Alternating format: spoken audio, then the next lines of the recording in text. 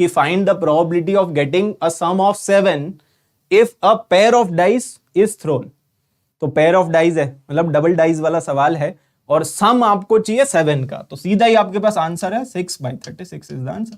बस खत्म हो गया, 1/6 इज द आंसर। तो ना तो आपको सैंपल स्पेस लिखने की जरूरत है, ना ही आपको कुछ भी करने की जरूरत नहीं है, पहले से ही आपके दिमाग में ये डायग्राम होना चाहिए। ये पेपर पे भी बनाने की जरूरत नहीं, ये सब दिमाग में चलना चाहिए कैलकुलेशन, क्योंकि जो टॉपर्स होते हैं उनको आदत होनी चाहिए इन सब चीजों की। ठीक है, यस और नो? चलो और आगे बढ़ते हैं। अब आप बोलोगे सर आप फालतू में इतना पढ़ा रहे हो, ये बताओ जेई में सवाल आते हैं डबल डाइस के? ऐसे ही पढ़ा रहे हो कब से? तो भाई सवाल आते हैं, इतनी मेहनत। यस और नो? तो देखो क्वेश्चन कैसे आते हैं। तो क्वेश्चन भी यही सम पूछते बस, और क्या पूछेंगे उससे ज्यादा कुछ पूछ भी नहीं पाएंगे। ठीक है, तो देखो n denote the sum of numbers obtained when 2 dice are rolled. ठीक है, what is n? n is the sum of numbers if probability that 2 की power n is less than n factorial. तो आपको बेसिकली n क्या है? n है sum of numbers, तो n का वैल्यू 2 से लेके 12 के बीच में ही रहेगा। Agreed all of you? भाई n denotes the sum of numbers obtained when 2 dice are rolled। 2 dice है उसको रोल कर दिया, तो n is the sum of numbers। तो n का वैल्यू 2 से 12 के बीच में होगा, और आपका ये फेवरेबल है, मतलब हम चाहते हैं कि 2 की पावर n जो है ना वो n फैक्टोरियल से कम आना चाहिए। अब आप चेक कर लो कौन कौन से नंबर्स के लिए 2 की पावर n फैक्टोरियल से कम आ रहा है, वो चेक कर लो। जैसे 2 की पावर 2 करूंगा और 2 का फैक्टोरियल करूंगा, तो कौन ज्यादा कौन कम है? तो ये ज्यादा है ना। अगर 2 की पावर 3 और 3 फैक्टोरियल में देखा जाए तो ये 6 है और ये 8 है, अभी भी ये ज्यादा है, लेकिन हम चाहते हैं कि ये ज्यादा है।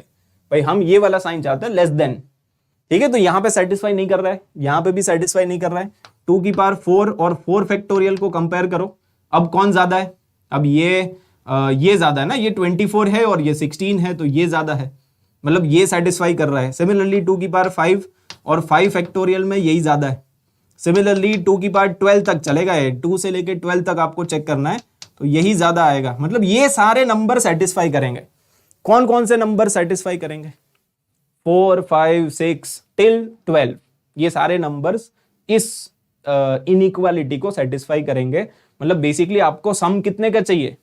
आपको सम चाहिए 4 से लेके 12, है ना। तो आपको बस ये निकालना था कि find out the probability of getting sum 4 से लेके 12, सारे ही चाहिए मुझे। तो अगर आपको ये सारे चाहिए तो क्या नहीं चाहिए वो माइनस कर दो 1 में से। ठीक है, तो इसका मतलब हम 1 में से माइनस कर सकते हैं जब सम कितना आ गया, जब सम या तो 2 का आ जाए या 3 का आ जाए। सम 2 वाला माइनस कर दो और सम 3 वाला भी माइनस कर दो, और ये आपको डायरेक्टली याद है कितना होता है। 2 में होता है 1/36 और यहां पे होता है 2/36। मतलब अल्टीमेटली अगर आप माइनस कॉमन ले लोगे तो ऐसा आ जाएगा ना, तो ये अल्टीमेटली 3/36 है। 3/36 मतलब कितना आ जाएगा ये अल्टीमेटली 1 माइनस, तो ये 11/12 आ गया ना, 11/12। और आपको देखो m/n गिवन है क्वेश्चन में, तो m और n का वैल्यू आ जाएगा। ठीक है ना, तो क्लियर है। तो यहां से m का वैल्यू आ गया, n का वैल्यू आ गया। अब इसमें आप सब्सटीट्यूट कर देना, तो फाइनली आपको क्या निकालना है? 4 इंटू m, m का वैल्यू 11 है और 3 इंटू 12, तो कितना आएगा फाइनली? तो दिस इज 44 माइनस 36, तो ये 8 इज द आंसर। ठीक है, तो फाइनल आंसर क्या है? 8 है। तो बस वही सम की कहानी है। अगर आपको सम में ये शॉर्टकट पता है तो ये डायग्राम आपके दिमाग में होगा ना, तो अब थोड़ा जल्दी कर पाओगे। ये क्वेश्चन समझ में आया? आपको बस ये बोल दिया कि n इज द सम, और जो ये इनइक्वालिटी है उसमें सेटिस्फाई करना चाहिए। तो 4 से लेके 12 तक सेटिस्फाई कर रहा है, 2 नंबर ऐसे जो नहीं कर रहे, तो 1 में से माइनस कर दिया वो वाला sum. n is nothing but n is the sum, तो सम 2 और सम 3 को माइनस कर दिया, आंसर आ गया। ठीक है, तो ऐसे क्वेश्चन आते हैं, और ऐसे क्वेश्चन एक नहीं है, अनेक है। ठीक है, ये एक और सवाल। तो क्वेश्चन भी यही सम पूछते बस, और क्या पूछेंगे उससे ज्यादा कुछ पूछ भी नहीं पाएंगे। ठीक है, तो देखो n denote the sum of numbers obtained when 2 dice are rolled. ठीक है, what is n? n is the sum of numbers if probability that 2 की power n is less than n factorial. तो आपको बेसिकली n क्या है? n है sum of numbers, तो n का वैल्यू 2 से लेके 12 के बीच में ही रहेगा। Agreed all of you? भाई n denotes the sum of numbers obtained when 2 dice are rolled, 2 dice है उसको रोल कर दिया तो n is the sum of numbers. तो n का वैल्यू 2 से 12 के बीच में होगा और आपका ये फेवरेबल है, मतलब हम चाहते हैं कि 2 की पावर n जो है ना वो n फैक्टोरियल से कम आना चाहिए। अब आप चेक कर लो कौन कौन से नंबर्स के लिए 2 की पावर n फैक्टोरियल से कम आ रहा है, वो चेक कर लो। जैसे 2 की पावर 2 करूंगा और 2 का फैक्टोरियल करूंगा तो कौन ज्यादा कौन कम है, तो ये ज्यादा है ना। अगर 2 की पावर 3 और 3 फैक्टोरियल में देखा जाए तो ये 6 है और ये 8 है, अभी भी ये ज्यादा है, लेकिन हम चाहते हैं कि ये ज्यादा है भाई, हम ये वाला साइन चाहते हैं लेस देन। ठीक है, तो यहां पे सेटिस्फाई नहीं कर रहा है, यहां पे भी सेटिस्फाई नहीं कर रहा है। 2 की पावर 4 और 4 फैक्टोरियल को कंपेयर करो, अब कौन ज्यादा है, अब ये ज्यादा है ना, ये 24 है और ये 16 है तो ये ज्यादा है, मतलब ये सेटिस्फाई कर रहा है। सिमिलरली 2 की पावर 5 और 5 फैक्टोरियल में यही ज्यादा है। सिमिलरली 2 की पावर 12 तक चलेगा, 2 से लेके 12 तक आपको चेक करना है तो यही ज्यादा आएगा। मतलब ये सारे नंबर सेटिस्फाई करेंगे। कौन कौन से नंबर सेटिस्फाई करेंगे, 4, 5, 6 टिल 12, ये सारे नंबर्स इस इनइक्वालिटी को सेटिस्फाई करेंगे। मतलब बेसिकली आपको सम कितने का चाहिए, आपको सम चाहिए 4 से लेके 12, है ना। तो आपको बस ये निकालना था कि find out the probability of getting sum 4 से लेके 12, सारे ही चाहिए मुझे। तो अगर आपको ये सारे चाहिए तो क्या नहीं चाहिए वो माइनस कर दो 1 में से, ठीक है। तो इसका मतलब हम 1 में से माइनस कर सकते हैं जब सम कितना आ गया, जब सम या तो 2 का आ जाए या 3 का आ जाए। सम 2 वाला माइनस कर दो और सम 3 वाला भी माइनस कर दो, और ये आपको डायरेक्टली याद है कितना होता है, 2 में होता है 1/36 और यहां पे होता है 2/36। मतलब अल्टीमेटली अगर आप माइनस कॉमन ले लोगे तो ऐसा आ जाएगा ना, तो ये अल्टीमेटली 3/36 है। 3/36 मतलब कितना आ जाएगा, ये अल्टीमेटली 1 माइनस, तो ये 11/12 आ गया ना, 11/12। और आपको देखो m/n गिवन है क्वेश्चन में, तो m और n का वैल्यू आ जाएगा, ठीक है ना। तो क्लियर है, तो यहां से m का वैल्यू आ गया, n का वैल्यू आ गया। अब इसमें आप सब्सटीट्यूट कर देना, तो फाइनली आपको क्या निकालना है, 4 इंटू m, m का वैल्यू 11 है और 3 इंटू 12, तो कितना आएगा फाइनली, तो दिस इज 44 माइनस 36, तो ये 8 इज द आंसर। ठीक है, तो फाइनल आंसर क्या है, 8 है। तो बस वही सम की कहानी है।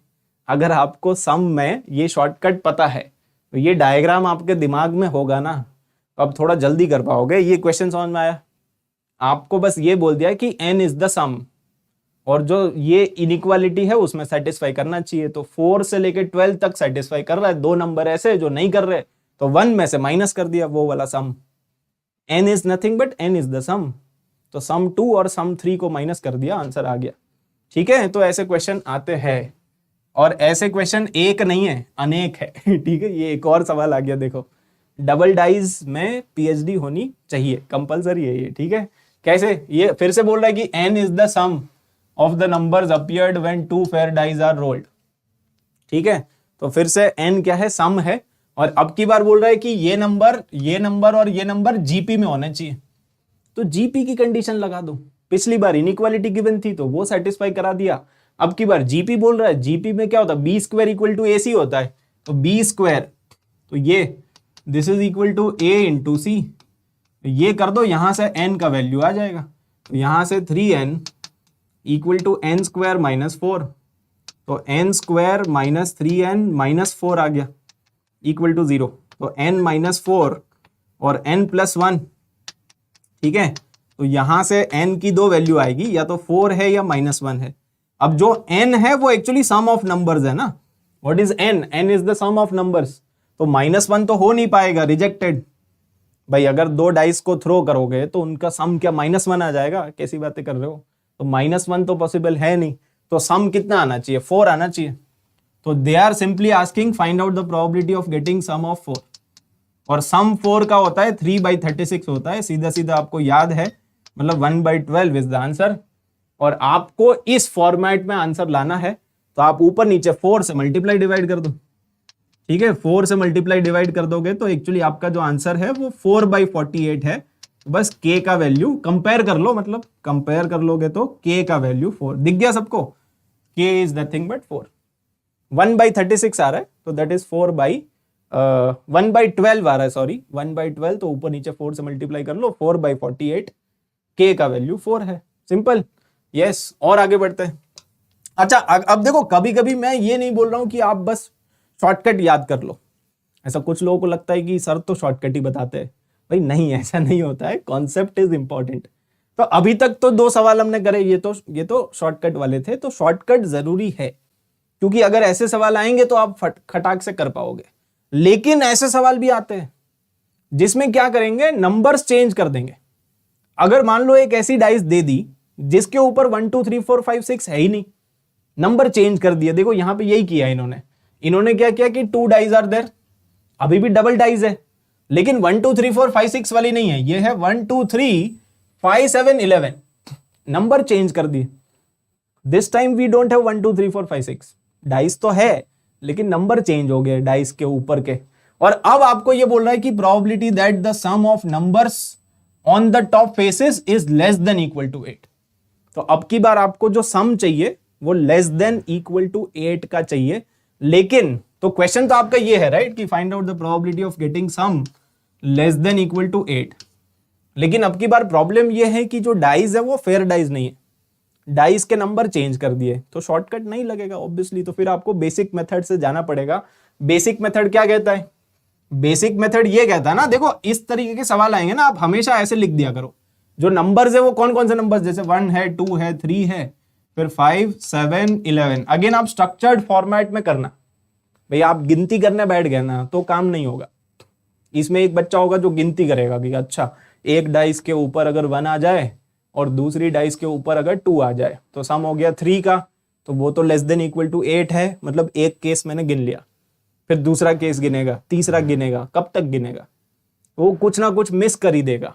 तो इसका एक स्ट्रक्चर्ड तरीका आपके पास होना चाहिए, वो यही है कि आप नंबर्स लिख लो, ऐसे भी लिख लो और वर्टिकली भी लिख लो, 1 2 3 5 7 11, और फिर बीच में यहां पे सम लिखा करो। भाई देखो अगर पहली वाली डाइस पे 1 आ गया, दूसरी डाइस पे भी 1 आ गया, तो सम कितना होगा? 2 का। इस वाली डाइस पे 2 आ गया, मतलब बेसिकली एक टेबल बन गया ना। अगर टेबल बन गया तो अब आप यहां पे अच्छे से सोच पाओगे, है कि नहीं? इस वाली डाइस पे 2 आ गया, इस वाली डाइस पे 1 आ गया, तो सम हो गया 3 का। यहां पे सम हो गया 4 का, यहां पे सम हो जाएगा 6, यहां पे 8, यहां पे 12।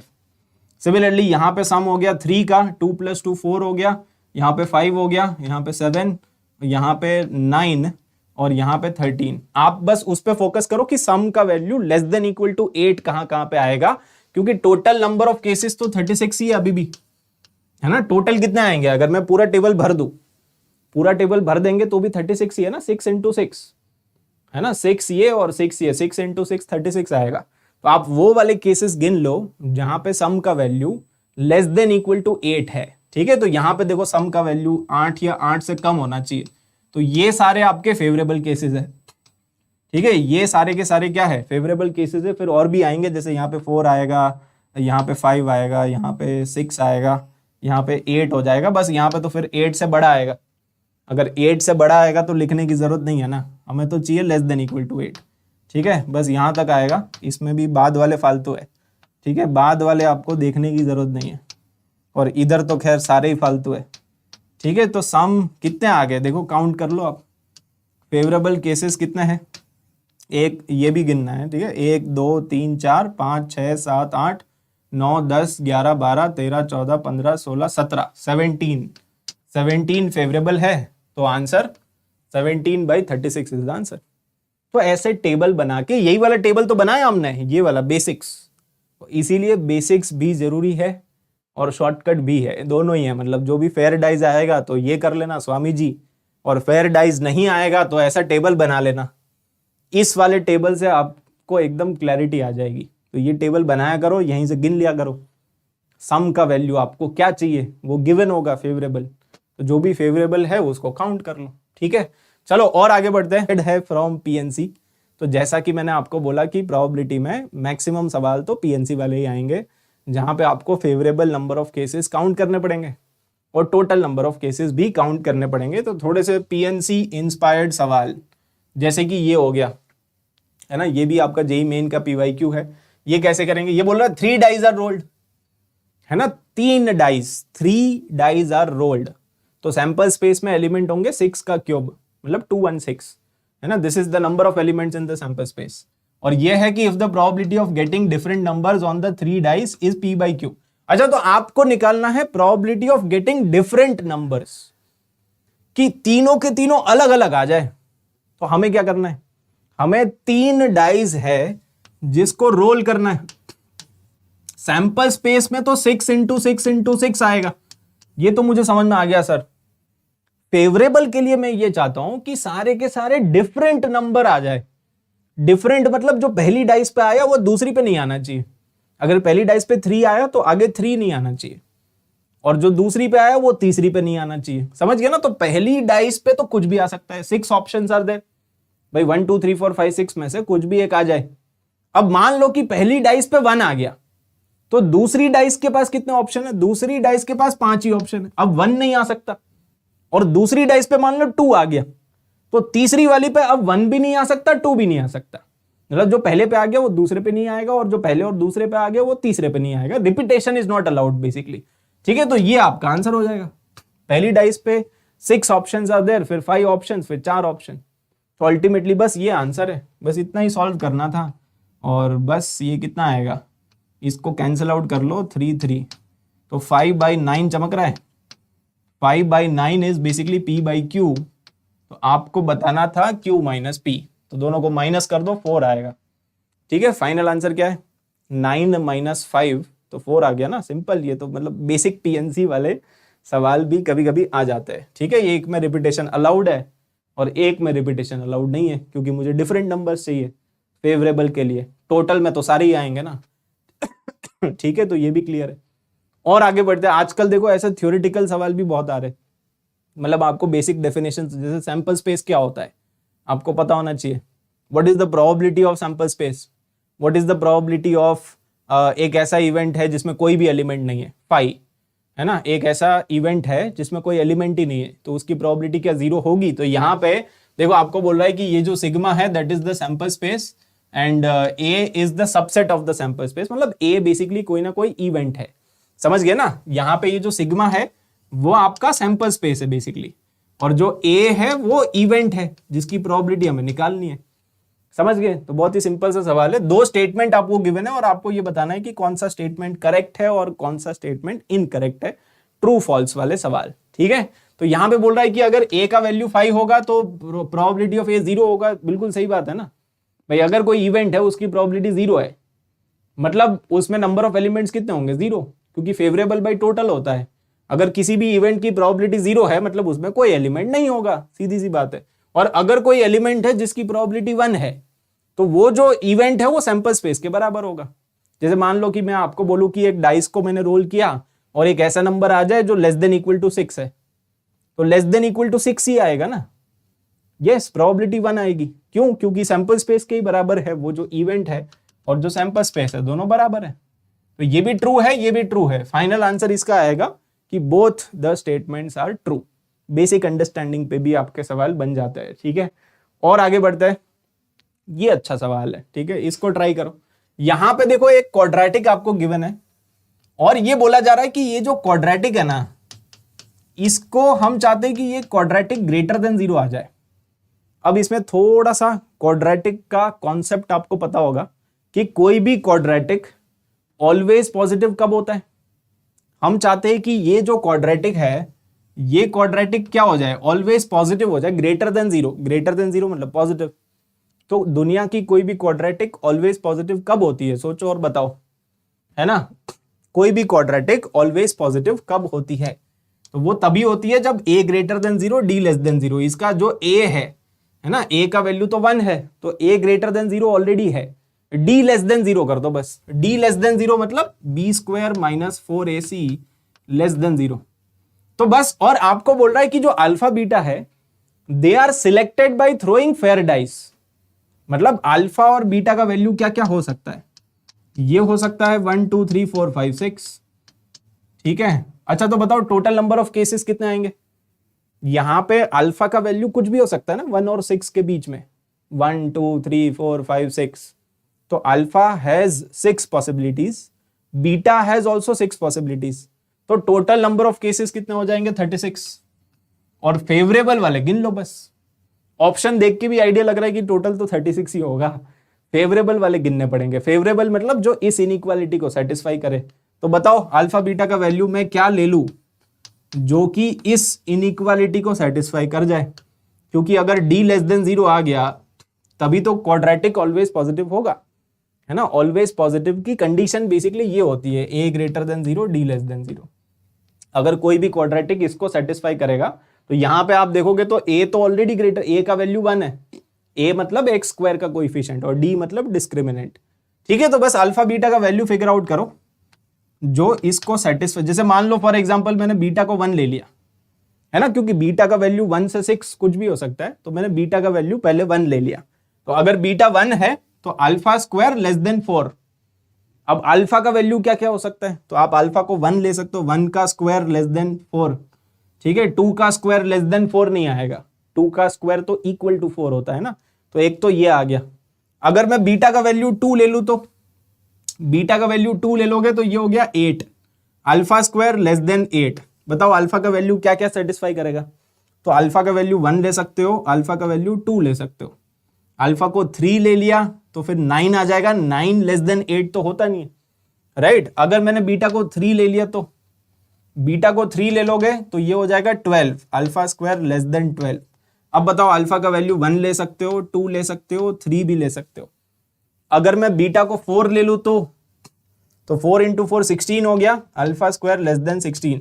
तो अगेन 1 2 3, है ना। अगेन आप 4 नहीं ले पाओगे क्योंकि 4 का स्क्वायर तो इक्वल टू 16 होता है, लेस देन 16 नहीं होता है। ठीक है, तो ये आ गया। फिर अगर 5 ले लिया तो अगर 5 ले लोगे तो ये हो जाएगा 20, अल्फा स्क्वायर लेस देन 20। तो अल्फा का क्या क्या वैल्यू हो सकता है, अल्फा कैन बी 1 2 3 4, समझ गया। और 6 ले लिया तो 6 ले लिया तो ये हो जाएगा 24, alpha square less than 24। Again बताओ अल्फा का वैल्यू क्या क्या ले सकता है, तो 1 ले सकते हैं, 2 ले सकते हैं, 3 और 4, है ना। अगेन 5 नहीं ले सकते क्योंकि 5 का स्क्वायर तो 25 होता है, 25 is greater than 24, less than 24 नहीं है। तो कितने केसेस आ गए, जैसे ये 1,1 एक ये आ गया, है ना, 1,1 1,2। तो आप गिन लो, बस ये वाले गिन लो, 1 2 3 4 5 6 7 8 9 10 11 12 13 14 15 16 17 17 फेवरेबल 17 है और टोटल 36 है। तो option A is the answer. तो आपको बस गिनना था कि अल्फा बीटा का वैल्यू क्या ले ले जो कि इसमें सेटिस्फाई कर जाए, है ना। तो इसीलिए डबल डाइज वाला जो है वो काफी इंपॉर्टेंट है। और आगे बढ़ते हैं, ये वाला ट्राई करो। चलो ये थोड़ा डिफरेंट है और थोड़ा पीएनसी मिक्स है, तो अगेन थोड़ा बहुत पीएनसी का आइडिया होना चाहिए। स्पेशली ये क्वेश्चन बेस्ड है परमुटेशन ऑफ अलाइक ऑब्जेक्ट्स। तो जब भी अलाइक ऑब्जेक्ट होते हैं तो आपको नीचे डिवाइड करना पड़ेगा ना फैक्टोरियल से।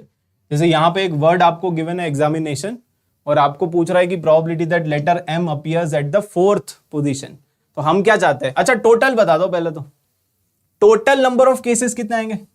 तो टोटल के लिए ये कितने अल्फाबेट है, 1 2 3 4 5 6 7 8 9 10 11 11 है ना टोटल। तो ये 11 अल्फाबेट है तो 11 फैक्टोरियल। और फिर रिपीटेशन भी है, जैसे यहाँ पे आई आ रहा है 2 बार, ठीक है, एन आ रहा है 2 बार तो 2 फैक्टोरियल 2 फैक्टोरियल, और कुछ रिपीट कर रहा है, और ए आ रहा है 2 बार, ए और ए, ठीक है, तो ये भी 2 बार। तो ये तो टोटल नंबर ऑफ केसेस हो गए। और फेवरेबल में हम ये चाहते हैं कि जो लेटर एम है वो 4th पोजीशन पे आ जाए, ठीक है। 4th मतलब 1 2 3 4 पे ये आ जाए, 5 6 7 8 9 10 11, टोटल 11 चेयर है। और जो 4th वाली चेयर है वहां पे एम को फिक्स कर दो। अगर मैंने यहाँ पे एम को फिक्स कर दिया तो अब टोटल कितने अल्फाबेट बच गए, टोटल कितनी चेयर बच गई, तो चेयर बच गई 10 और अल्फाबेट भी है 10। एम को हटा दो, एम को बिठा दिया हमने, ये जो एम है उसको बिठा दिया, उसको फिक्स करना पड़ेगा ना क्योंकि आपको 4th चेयर पे चाहिए फेवरेबल के लिए। तो एम को यहां पे फिक्स कर दिया, बिठा दिया। अब बचे कितने अल्फाबेट, बचे 10 और चेयर कितनी है वो भी 10, तो 10 फैक्टोरियल आएगा। अगेन जो भी रिपीटेशन है वो आप डिवाइड कर दो, तो रिपीटेशन तो सेम ही है ना, ए है 2 बार, एन है 2 बार, आई है 2 बार, तो ये आ जाएगा। तो ये नीचे वाला तो कैंसिल ही हो जाएगा। Finally answer is 10 factorial by 11 factorial, मतलब 1/11 इज द आंसर। समझ गया, फाइनल आंसर कितना है, फाइनली इट इज 1/11, मतलब ऑप्शन बी। तो ये बेसिक पीएनसी वाले सवाल भी आते रहते हैं, ये आपको आना चाहिए, परम्यूटेशन ऑफ अलाइक ऑब्जेक्ट्स, इन सब के साथ मिक्स करके ही सवाल आएंगे। ये वाला बहुत बेहतरीन सवाल है, इसको ट्राई करो, इसको ट्राई करोगे मजा आ जाएगा, मतलब पीएनसी की फील आ जाएगी। अगर आपने पीएनसी रिवाइज नहीं किया है तो इस क्वेश्चन में रिवाइज हो जाएगा। ठीक है, अच्छा क्वेश्चन है, ये ट्राई करो चलो एक बार। फाइन, यहाँ पे क्वेश्चन मैं आपको एक्सप्लेन कर देता हूँ। देखो क्वेश्चन मैं समझा देता हूँ, आंसर आप बता दो। ठीक है, तो क्वेश्चन क्या है? क्वेश्चन ये है कि 5 नंबर हमें सिलेक्ट करना है, रैंडमली सिलेक्ट करना है। आप कोई भी 5 नंबर आप अपने हिसाब से सिलेक्ट कर सकते हो। ठीक है, फ्रॉम 1 to 18, 1 to 18 मतलब 18 नंबर है। 18 में से कोई भी 5 आप अपने हिसाब से सिलेक्ट कर सकते हो और फिर उनको इंक्रीजिंग ऑर्डर में बिठाना है। तो 18 में से 5 को सिलेक्ट करो और उनको इंक्रीजिंग ऑर्डर में बिठाओ। ये तो टोटल हो गया। फेवरेबल के लिए क्या बोला है? फेवरेबल के लिए बोला है कि then find out the probability that x2 का वैल्यू 7 हो जाए, मतलब दूसरी चेयर पे 7 बैठ जाए और फोर्थ वाली चेयर पे 11 आ जाए। पहले ये फेवरेबल छोड़ो, पहले आप टोटल बता दो मुझे। टोटल के लिए आपको क्या करना है? टोटल के लिए आपको ये बोल रहा है कि 18 नंबर है, 18 में से कोई भी 5 को सिलेक्ट करके उनको इंक्रीजिंग ऑर्डर में बिठा दो। तो बिठा दो फटाफट, ये आएगा देखो 18 आर देयर, किसी भी 5 को सिलेक्ट कर लो और उनको बिठाना है इंक्रीजिंग ऑर्डर में। तो बिठाने का एक ही तरीका है, जो भी सबसे छोटा नंबर होगा उसको आप यहां पे बिठा देना और जो सबसे बड़ा नंबर है उसको उधर बिठा देना। मतलब 5 चेयर है आपके पास, 1 2 3 4 5।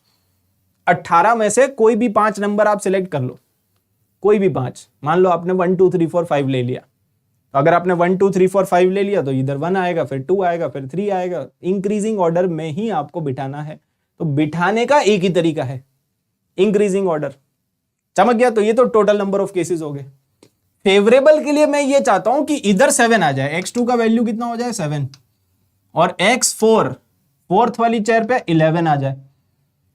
तो अब बताओ, अगर मुझे यहां पे 7 चाहिए तो मैंने 7 को फिक्स कर दिया, इधर 11 को फिक्स कर दिया, ये तो कर दिया। लेकिन अब आप सोचो यहां पे जो नंबर आना चाहिए, क्योंकि जो x1 है वो x2 से छोटा है ना, x1 is less then x2।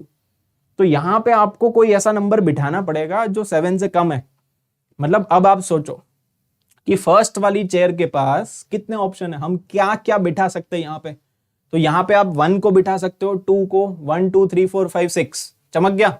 इस चेयर के पास 6 ऑप्शन है, ये चमका कि नहीं? 1 2 6 किसी को भी बिठाओ आप, बट 7 से बड़ा नहीं होना चाहिए, क्योंकि ये जो x1 है वो x2 से कम है और x2 का वैल्यू 7 है।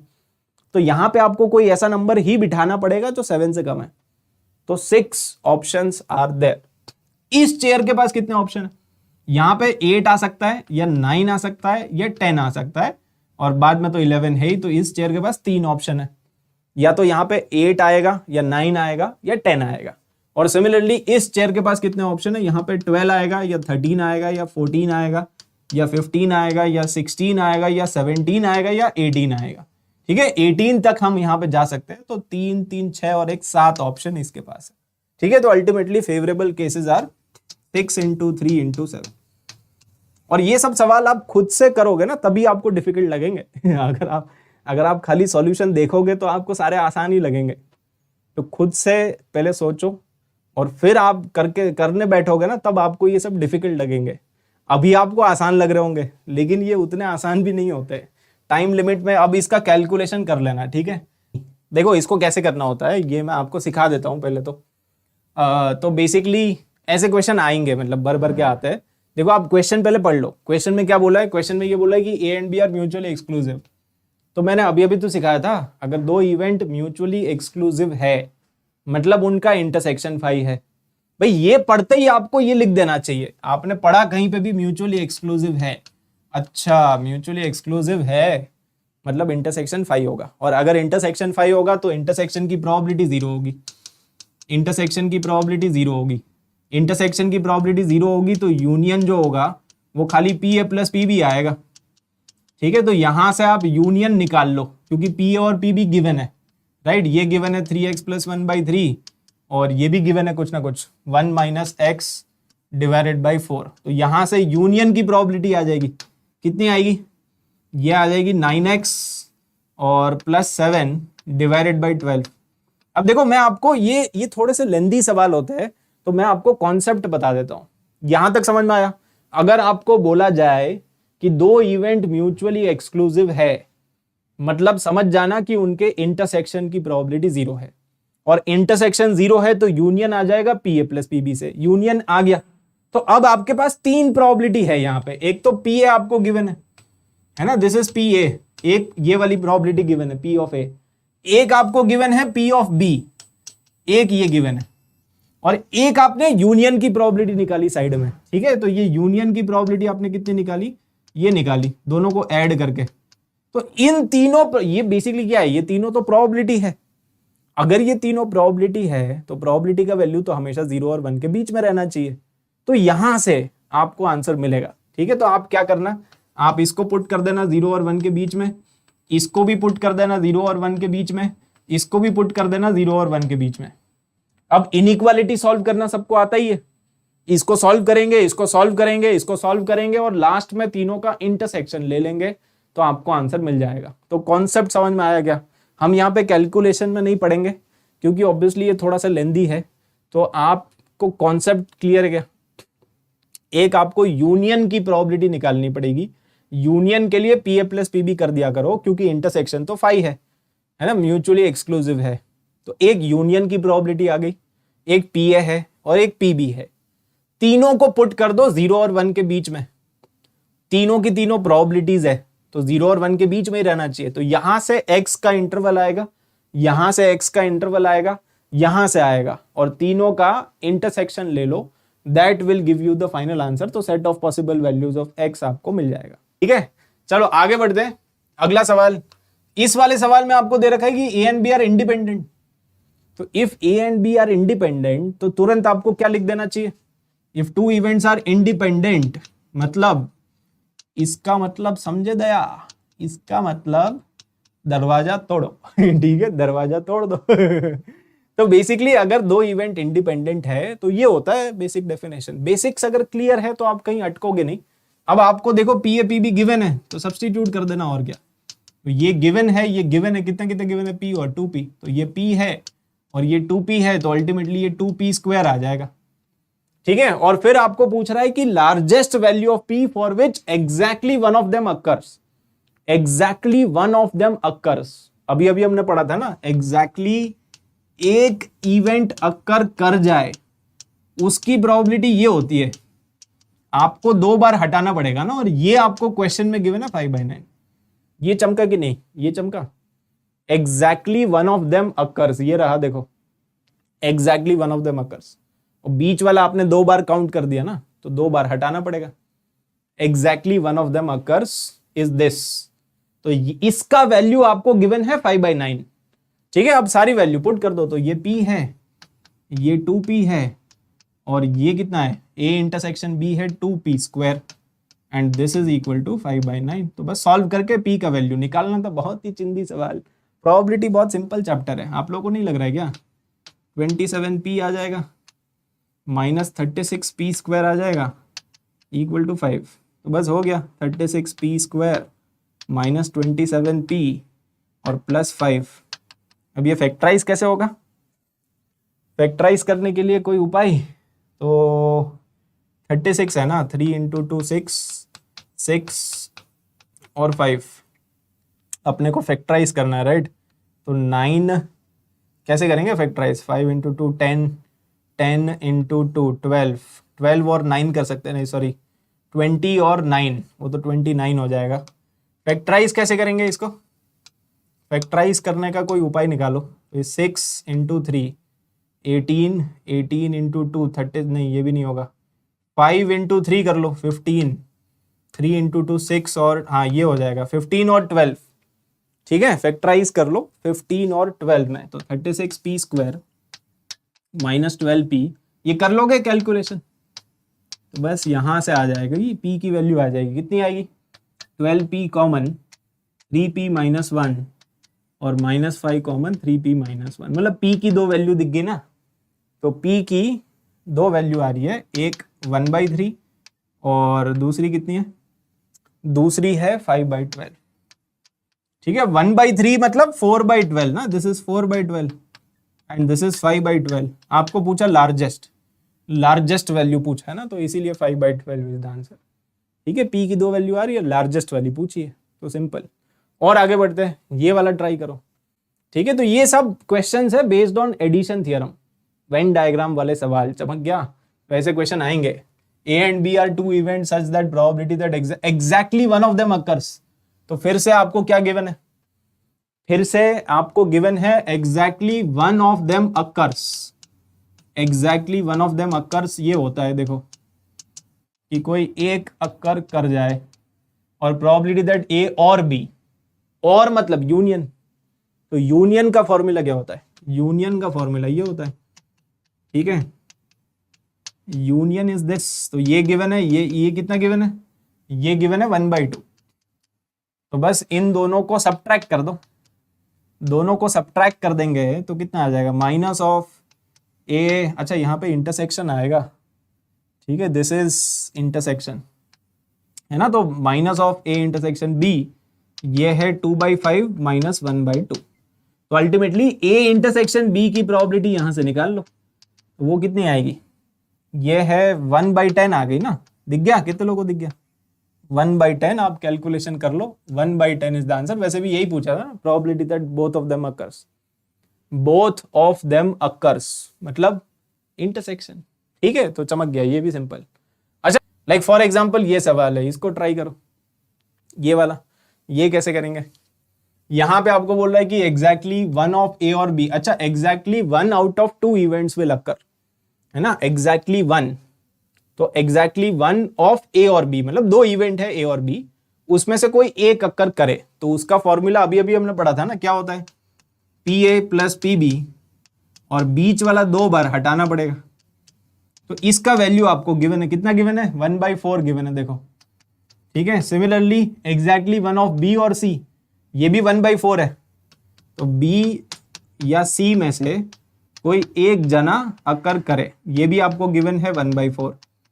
ठीक है, और क्या गिवन है? ये भी गिवन है कि एग्जैक्टली 1 ऑफ सी और ए। तो सी और ए में से अगेन कोई एक जना अकर करे, this is also given as 1/4। तो ये गिवन है, ये भी गिवन है, ये भी गिवन है। ये समझ में आया? 3 इक्वेशन तो ये गिवन है, और एक इक्वेशन ये गिवन है कि probability that all the 3 events occur simultaneously, मतलब एंड गिवन है ना ये, कि तीनों अकर कर जाए, ऑल 3 ऑफ देम अकर्स। तो ये गिवन है आपको इनडायरेक्टली। तो आपको ये समझ में आ रहा है कि क्या गिवन है और क्या निकालना है। बस अगर इतना समझ में आ गया ना, तो बाकी तो फॉर्मूलाज है ही। बाकी तो यूनियन का फॉर्मूला आपको पता ही है क्या होता है, राइट? वो लगा देंगे, और क्या। और पूछा क्या है? देखो, पूछा है प्रोबेबिलिटी दैट एटलीस्ट वन मतलब यूनियन पूछा है, तो दे आर आस्किंग दिस, ये निकालना है। ठीक है, तो ये कैसे निकालेंगे आप बताओ? ये निकालना है, वो गिवन है और ये तीनों भी गिवन है, तो इन तीनों को ऐड कर दो। इन तीनों को ऐड करेंगे तो 2 times P A plus P B plus P C आ जाएगा।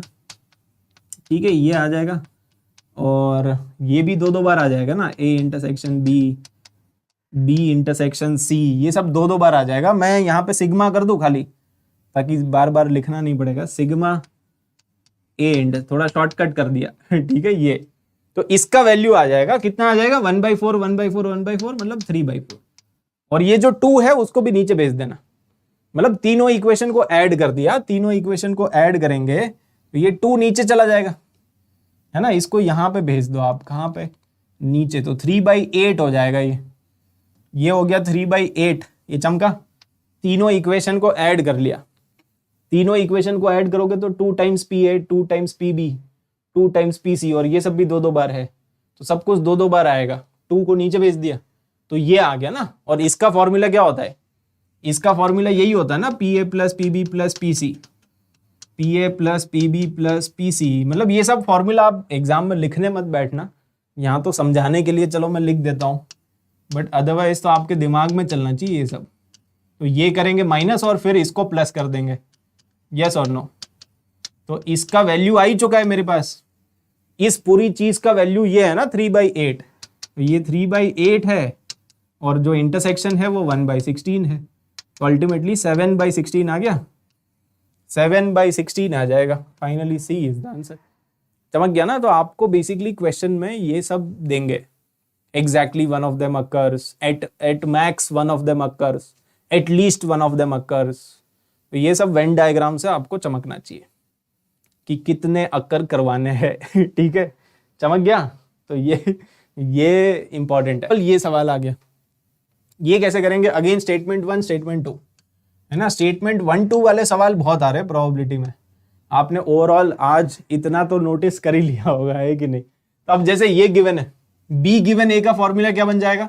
तो ऊपर देखो, ऊपर दोनों का इंटरसेक्शन आता है और जो नीचे वाला होता है ना वो नीचे आता है। ये आपको 2/5 गिव, दिस इज गिवन है ना, ये क्वेश्चन में गिवन है। फिर क्वेश्चन में ये भी गिवन है। तो अगेन ऊपर दोनों का इंटरसेक्शन आएगा और नीचे प्रोबेबिलिटी ऑफ बी, जो नीचे वाला होता है वो नीचे आता है। दिस इज गिवन 1/7, तो ये भी गिवन है। और इंटरसेक्शन का वैल्यू भी गिवन है, इंटरसेक्शन का वैल्यू गिवन है 1/9। तो अगर इंटरसेक्शन का वैल्यू गिवन है, आप यहां पे सब्स्टिट्यूट कर देना, इधर भी सब्स्टिट्यूट कर देना। ए इंटरसेक्शन बी और बी इंटरसेक्शन ए तो बराबर ही है, ठीक है। तो ये वाला जो वैल्यू है ना, ये आपको गिवन है 1/9। This is 1/9, this is also 1/9। तो आप यहां पे ए इंटरसेक्शन बी को पुट कर दो, पी आ जाएगा, पी बी आ जाएगा। तो फटाफट से पी ए पी बी निकाल दो आप। तो पी ए कितना आएगा? देखो पी ए क्रॉस मल्टीप्लाई कर दो, ये ऐसा आ जाएगा ना 5/2 और 1/9। और यहां से पीबी का वैल्यू आ जाएगा 7 टाइम्स 1/9, मतलब 7/9 आ जाएगा। पीबी इज 7/9, ये चमका। और सिमिलरली पीए का वैल्यू आ जाएगा 5/18। तो ये आ गया। मतलब बेसिकली कुछ नहीं, अपने को इंटरसेक्शन का वैल्यू गिवन था तो यहां पे पुट कर दिया, आ गया। अब ध्यान से समझना, अब आपको निकालना है एक तो ये और एक ये, एक एक करके करते हैं। सबसे पहले स्टेटमेंट 1। स्टेटमेंट 1 में हमेशा देखो वेन डायग्राम बना लिया करो। Venn diagram is the best method, ठीक है। तो ऐसे वेन डायग्राम बना लिया, ये ए है, ये बी है, और आपको क्या निकालना है? हमें ये निकालना है, मुझे ये निकालना है, तभी तो मुझे पता चलेगा कि ट्रू है कि फॉल्स है, राइट। मुझे ये निकालना है, ए डैश यूनियन बी। तो आप हमेशा क्या क्या करो ना, वेन डायग्राम बना के जो भी रीजन आपको चाहिए ना उसको शेड कर लो आप।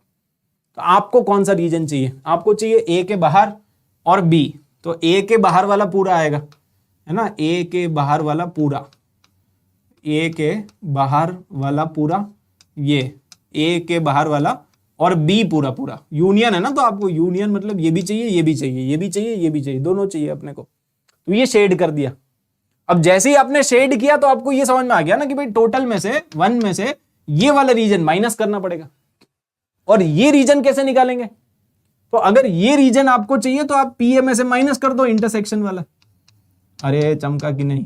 ये चमक गया होगा भाई। आपको टोटल देखो, सब कुछ यहाँ पे शेडेड है, बस ये नहीं है शेडेड।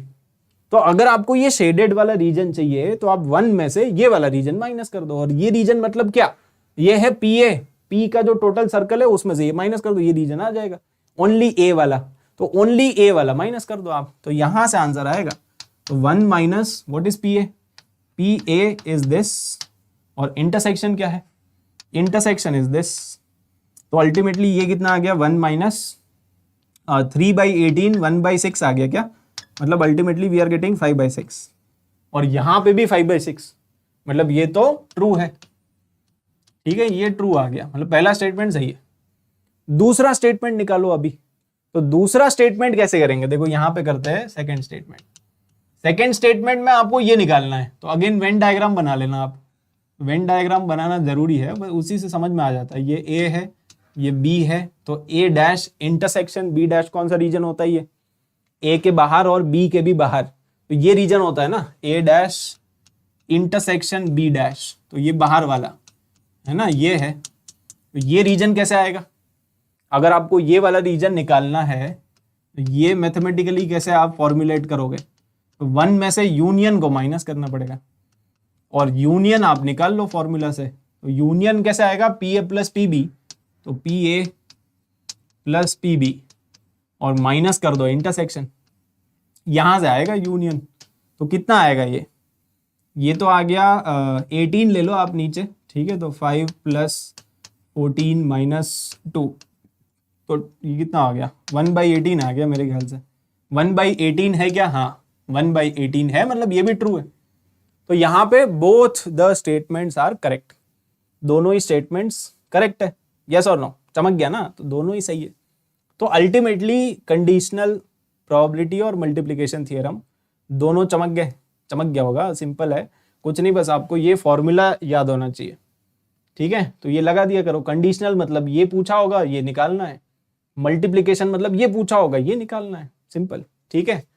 एक और सवाल करेंगे, चलो ये वाला, ये ट्राई करो। ऐसे फॉर्मूला बेस्ड क्वेश्चन काफी आ रहे हैं, ठीक है, तो ये भी आपको आने चाहिए। जैसे यहां पे आपको यूनियन का वैल्यू गिवन है, तो पहले इंटरसेक्शन निकालो। यूनियन का फॉर्मूला क्या होता है?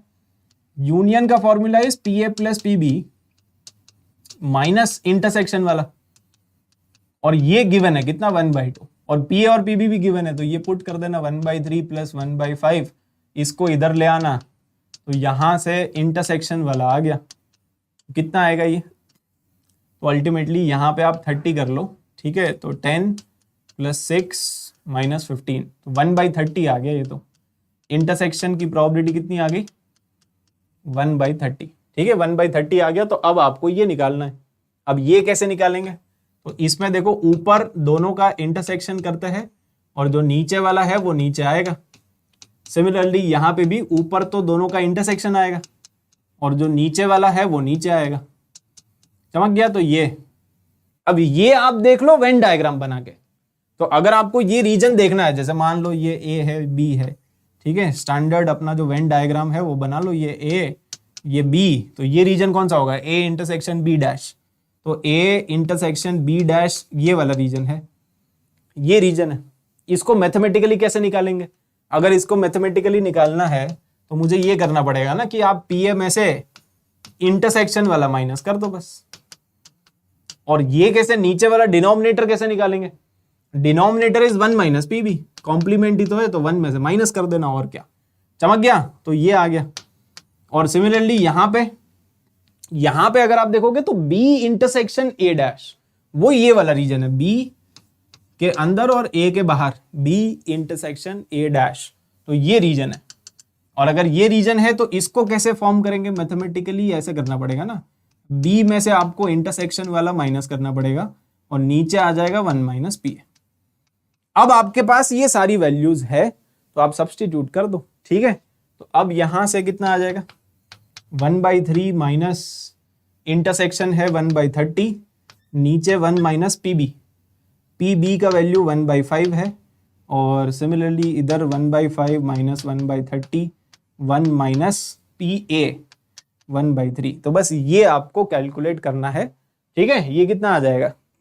तो यहां से आप कर लो, तो ये आ जाएगा 9/30 और 4/5, ठीक है। सिमिलरली इधर 5/30 आ जाएगा, ठीक है, और 2/3। तो अल्टीमेटली यहां से इसको सॉल्व कर लो, कितना आ रहा है, कैंसलेशन वगैरह ये कैलकुलेशन कर लोगे क्या? मतलब ये तो 6 टाइम्स हो गया, और ये तो 1/4 आ गया, और यहाँ पे 3 से कैंसिल कर लो, 3 और ये 10, ठीक है। तो 15/40 है ये, 15/40, ठीक है, 15/40। एक काम करो और थोड़ा कैंसिल कर लो, 3/8 है एक्चुअली, राइट, 3/8 प्लस यहाँ पे कितना आ जाएगा? फाइनल आंसर बताओ एक बार, 3/8 और प्लस ये 1/4, ठीक है, तो 5/8 आ गया फाइनली। फाइनल आंसर कितना है? फाइनली ये आ रहा है क्या? यस और नो? तो फाइनली ये आ जाएगा। तो सिंपल, कितने लोगों को समझ में आ गया? कंडीशनल, मल्टीप्लिकेशन, एडिशन थियरम, ये सब क्लियर है क्या? एक तो बेसिक वाला सवाल आएगा, एक इसका आएगा एडिशनल थियरम, मतलब मान लो मोटा मोटा वेन डायग्राम वाला सवाल। तो एक ये बहुत भर के आता है एग्जाम में, जेई मेन में स्पेशली, ठीक है।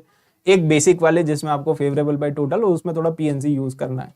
तो ये 2 topic according to the new syllabus अपने खत्म हुए, ठीक है, न्यू सिलेबस के अकॉर्डिंग है। थोड़ा सा क्वेश्चन को फील करना, ठीक है। तो ये बोल रहा है कि 25% पॉपुलेशन है हु आर स्मोकर्स, जो स्मोक करते हैं, वैसे करना नहीं चाहिए, बट 25% ऐसे लोग हैं। A smoker has 27 times more chances to develop lung cancer than a non smoker.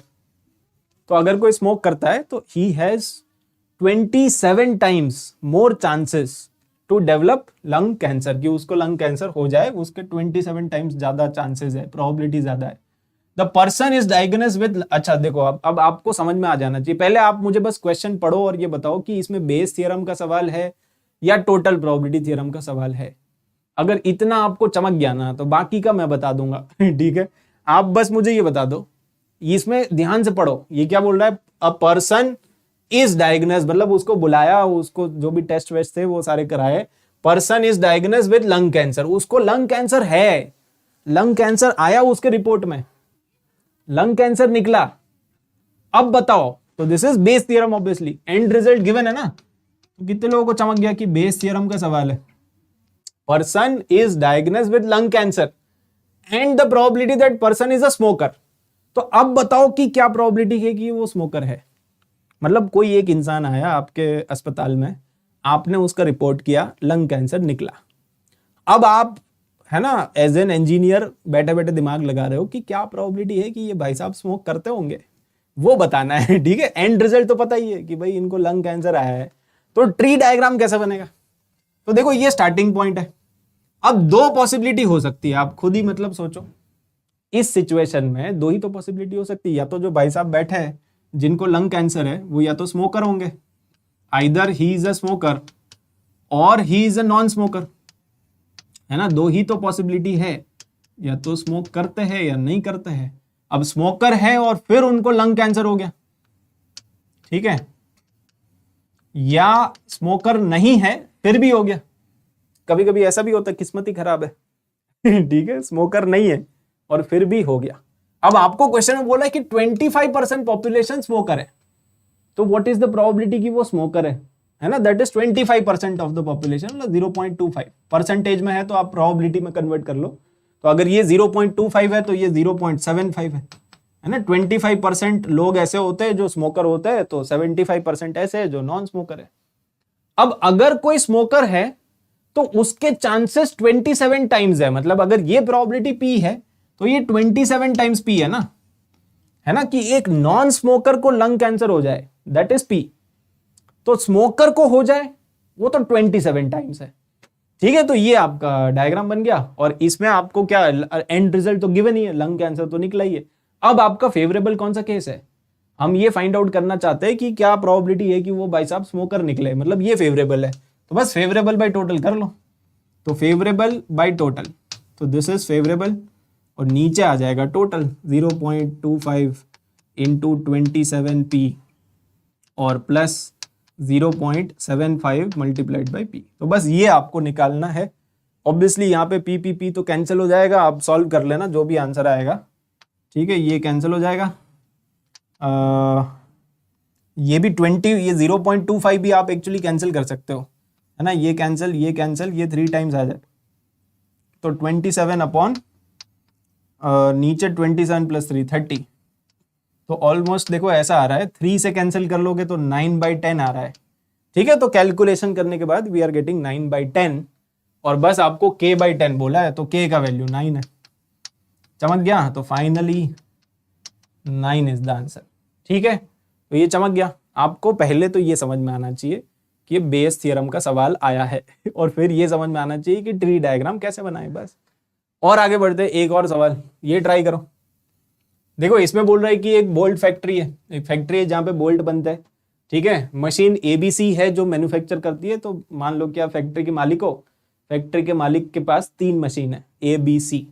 तो ABC manufactures 20%, 30% and 50% of the total bolts. जो आपकी फैक्ट्री में टोटल सामान बनता है उसमें 20% मशीन A से बनता है, 30% बनता है B से और 50% बनता है C से। तो ABC के जो आउटपुट है उसमें से 3, 4 और 2% तो डिफेक्टिव निकलते हैं। ठीक है, रिस्पेक्टिवली आर डिफेक्टिव बोल्ट्स।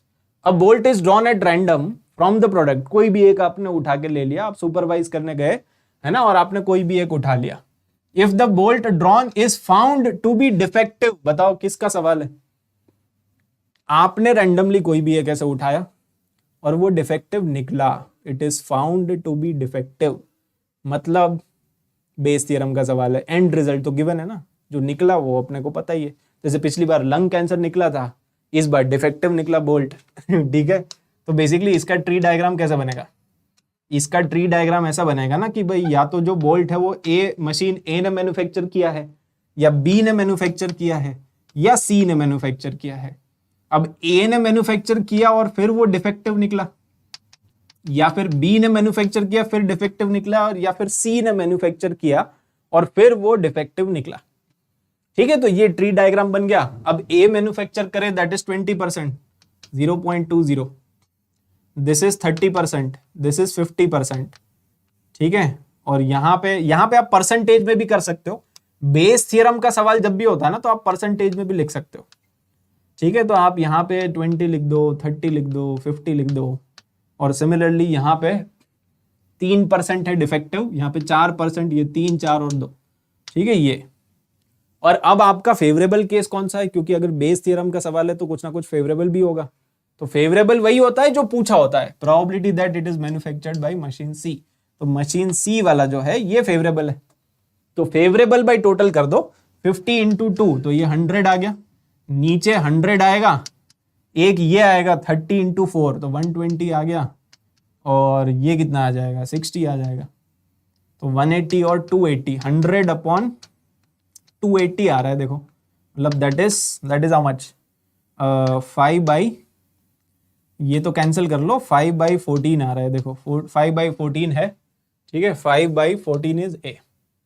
तो बस खत्म, समझ गया ना। मतलब अल्टीमेटली आपको एंड रिजल्ट गिवन है तो बेस थ्योरम है, और बेस थ्योरम में ये फेवरेबल है, तो फेवरेबल बाय टोटल कर दिया करो, दैट्स द आंसर। और आगे बढ़ते हैं, एक और सवाल करेंगे, ये वाला ट्राई करो, ये भी अच्छा सवाल है।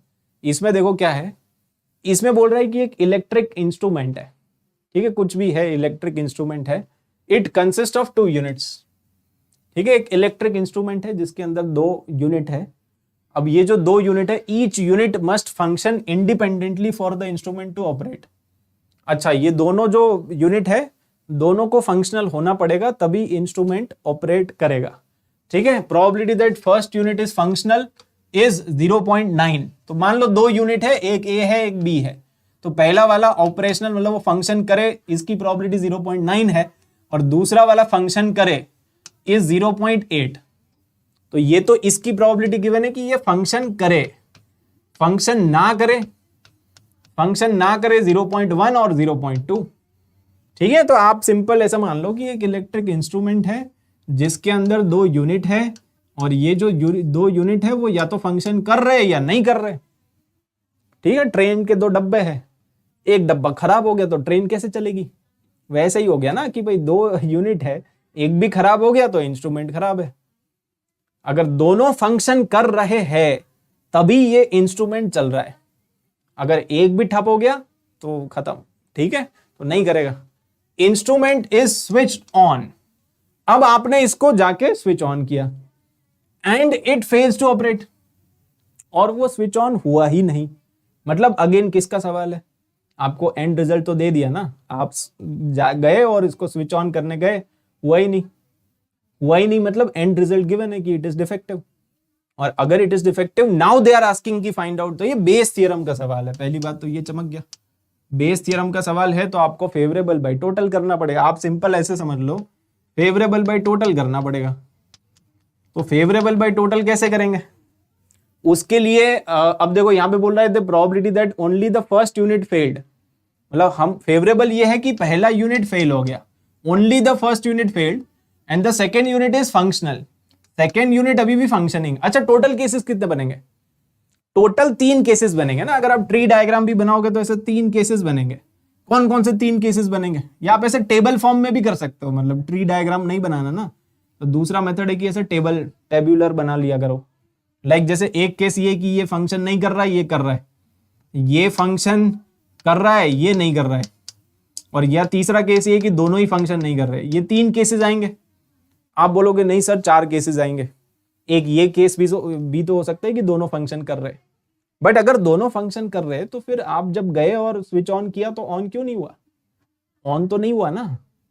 ऑन नहीं हुआ मतलब कोई ना कोई एक यूनिट खराब है, at least one of them is defective.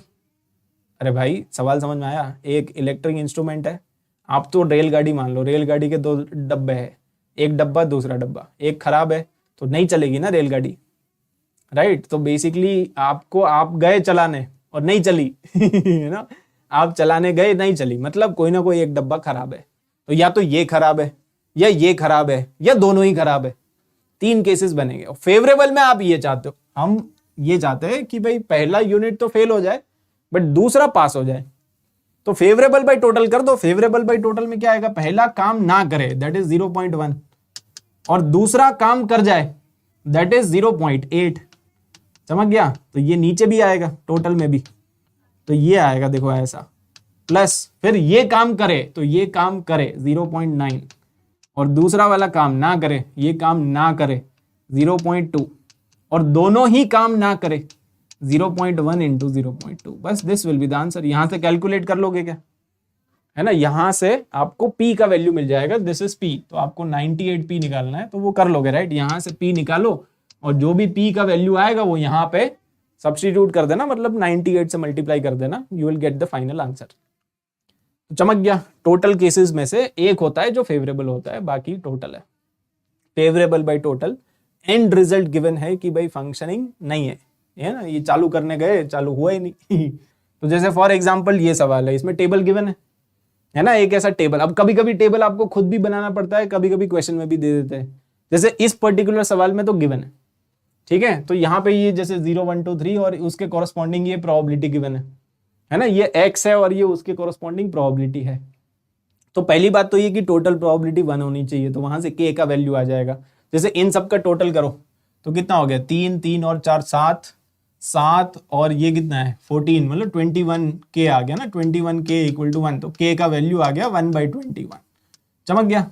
हमेशा टोटल प्रोबेबिलिटी 1 होनी चाहिए, टोटल प्रोबेबिलिटी 1। आप चाहो तो वर्टिकली बना लिया करो, वर्टिकली बना के थोड़ी फील आ जाएगी, बट खैर चलो अभी ऐसे ही रहने दो।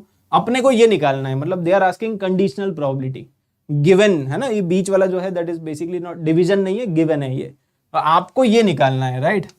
1 less than x less than 4 given x less than equal to 2। तो ये वैसा ही हो गया a गिवन b।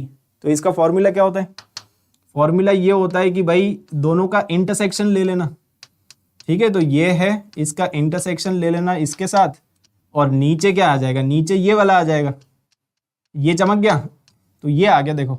अब यहाँ पे x का वैल्यू क्या क्या हो सकता है, 1 और 4 के बीच में।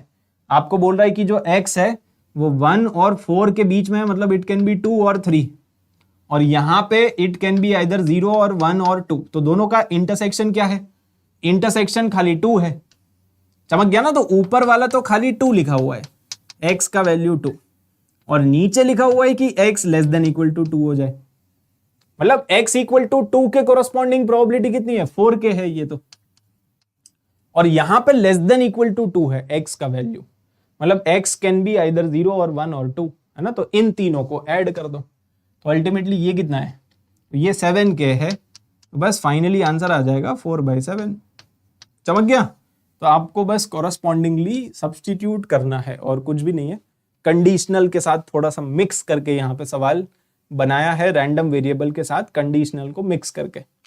चमक गया? तो दोनों का इंटरसेक्शन ले लो और जो नीचे वाला है वो नीचे आएगा, बाकी हमने वैल्यू पुट कर दिया। एक और सवाल करेंगे, ये वाला ट्राई करो। यहाँ पे भी आपको देखो एक टेबल गिवन है, लेकिन ये थोड़ा लेंदी है, ठीक है? टेबल गिवन तो है, यहाँ पे a है और b है ना, तो पहले तो आप ये कर दो कि टोटल प्रोबेबिलिटी 1 होनी चाहिए, तो एक इक्वेशन यहां से आएगी, ठीक है? This plus this plus this plus this plus this equal to 1, ये चमका। तो एक इक्वेशन ये, ठीक है? दूसरी इक्वेशन आपको मीन गिवन है, mean of x is given. Mean क्या होता है, सिग्मा पी आई एक्स आई।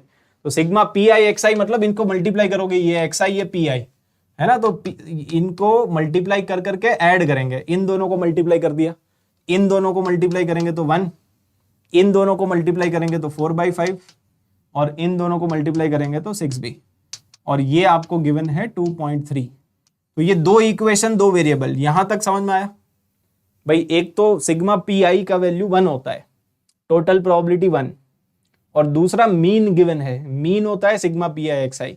तो P I x I multiply कर करके ऐड कर दो सिग्मा पी आई एक्स आई, तो सिग्मा ले लिया ना, सिग्मा मतलब सम। तो ये दो इक्वेशन, दो वेरिएबल, यहां से a और b का वैल्यू आप निकाल लोगे। मतलब हम ज्यादा कैलकुलेशन में नहीं पढ़ेंगे, है ना, क्योंकि ये सुपर लेंदी टाइप्स कैलकुलेशन है, तो अभी वो करने बैठ गया तो फिर टाइम ही निकल जाएगा। तो ये दो इक्वेशन, दो वेरिएबल, इसको सॉल्व करोगे, देखो ए और बी का वैल्यू आ जाएगा, हमने यहाँ पे लगा दिया है, आप सॉल्व करके देख लेना। ठीक है, तो ए आ गया, बी आ गया। अगर ए आ गया, बी आ गया, तो ये टेबल कंप्लीट हो गया। यहाँ पे पुट कर देना, ये 1/10 है और वो 1/6 है, तो पूरा टेबल कंप्लीट हो गया। एक बार टेबल कंप्लीट हो गया तो अब आपको क्या पूछ रहा है, आपको वेरिएंस पूछा जा रहा है।